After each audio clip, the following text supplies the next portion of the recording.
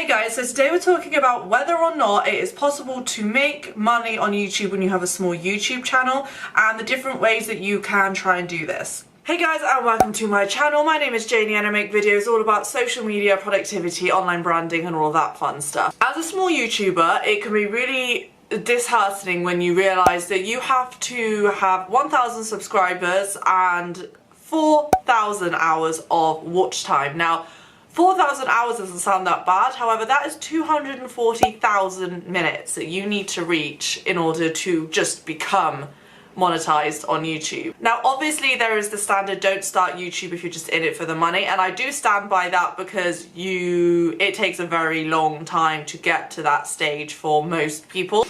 For us mere regular folk, it takes quite a long time to get to the monetized stage, so you do need to do it because you love the process of it, whether it be filming or editing or just the creation of content. You do need to be in it for the right reasons, but at the same time it's also nice to get paid for something you enjoy. So let's face it, we'd all quite like to be monetized. So this video is all about the different ways that you can try and earn money when you are either waiting to be monetized or if you've chosen to turn the monetization off for whatever reason. This video is the different options that you can try out to either make money or save yourself some money. So the first one is quite an obvious one, and it is affiliate marketing, which I'm assuming most people have heard of, but it's basically you are connected with a brand, so that could be Amazon.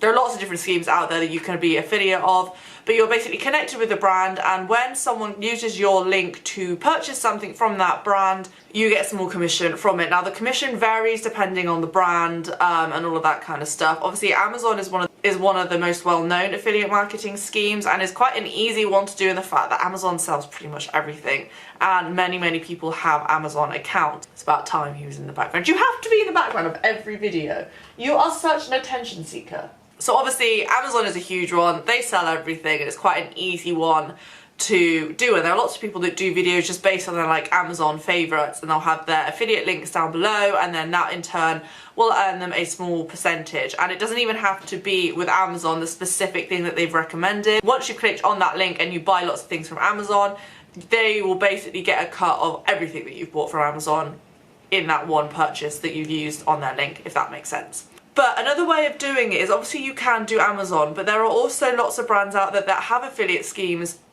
that you might not be aware that they have them. So a good thing to do is to contact brands and just send out a load of emails and be like, look, I have a YouTube channel with this amount of followers. If you also have like another form of social media, so maybe Instagram or whatever, with this amount of followers, do you have any affiliate schemes or anything like that that I could potentially get on board with? And obviously only do the ones that you genuinely do like their products, that you are going to kind of maybe use throughout and you're not just doing it for the hell of it. And obviously try and keep it within your niche. Obviously if your lifestyle, it's a little bit easier because you can kind of do anything.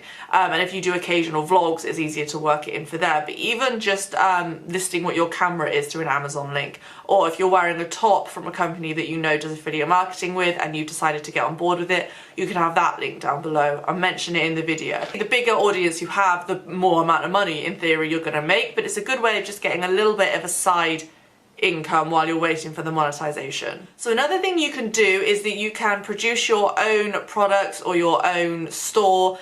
Those can be digital products which you can do either for free, or you could do some for free and sell some. You could have your own Etsy website if you are particularly creative, and obviously if it fits into your niche that's great, but if not you could just subtly mention it anyway, that I don't know, I also happen to make prints, this is my website on Etsy, blah blah blah. And it's just a good way of building any kind of side hustles that you might have. And obviously if you are able to create digital products, that is reasonably simple. It does take quite a long time to create them depending on what you are creating, but it can be a really good way of getting an extra bit of income if you have your own website with your own stuff on it. It's also good to have that anyway, because even if you start to build a really big audience on YouTube, you don't own YouTube and YouTube can disappear at any point. So it's always good to have backup options and backup forms of either making money or contacting your audience. You can also earn money from doing things such as Skillshare, which again you could drop into videos if that is something that you do. Obviously if you start YouTube and you already have a business, it's a good way of kind of advertising without paying for advertisement, if that makes sense.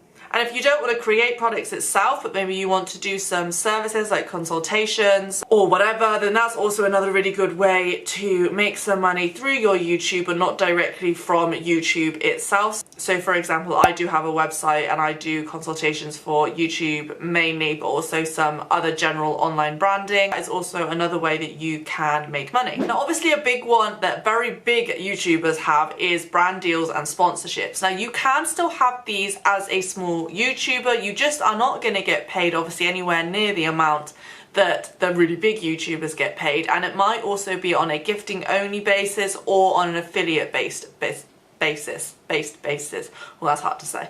But in regards to gifting, if it's something that you were planning on buying anyway, or that you really wanted to buy, or perhaps it's someone's birthday and this is a bit stingy, but someone's birthday and you could add their present as a present to them, it's inevitably saving you money. So although you might not be making money from gifting, you are saving money, and you could also be potentially building a good connection and deal with a brand that you, when you do have a bigger audience, you may then be able to charge more or charge something or whatever. So I know some people are a bit, I don't know whether I should do gifting or not. It depends on how big your audience is, and honestly it's totally up to you whether you want to accept gifting or not.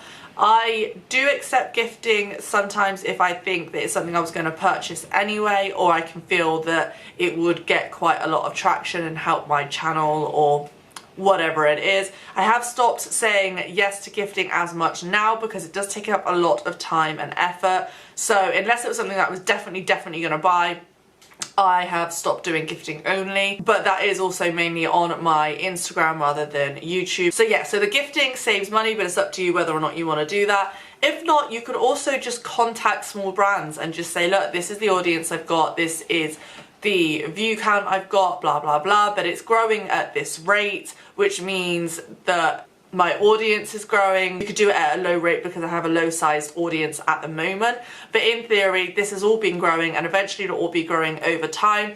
And YouTube videos are kind of evergreen content. They're always there, they're always getting audience and traction if you're obviously putting the time and effort into them.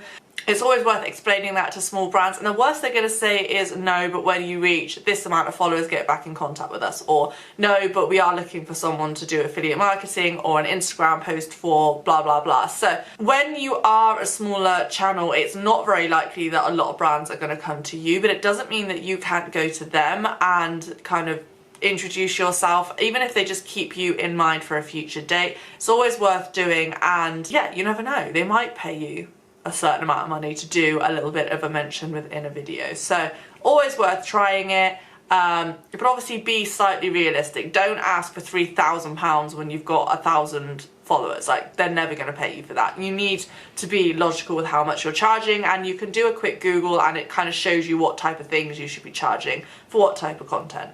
But I do get that it can be quite difficult to know how much you need to charge for what. So all of these things are things that you can do before you become monetized, but these are also things that you can do while you are monetized. So even if you do become, I'm going to say it again, monetized relatively soon, if your channel is not huge and doesn't get a load of views, there's no guarantee that you're going to get a huge substantial amount from YouTube every month. That again still takes time to build up. So it's good to have different streams of income coming into your account whilst kind of only having to do the one thing, which is YouTube. Obviously if you have other social media that can help and you can kind of vary across, like I said, I do quite a lot on Instagram in comparison to YouTube, but it's a good way of kind of covering all bases. And as I said, we don't own YouTube, so it's always good to have multiple streams of income and not just rely purely on the AdSense, which in theory is very hard to predict. If you like this video, then definitely give it a thumbs up and leave a comment down below. I'm also going to be doing a video on other ways you can have easy streams of income from multiple places and like different side hustles and all of that kind of thing. So if you're interested in making money online, then definitely subscribe if you aren't already, and hopefully I will see you in the next one.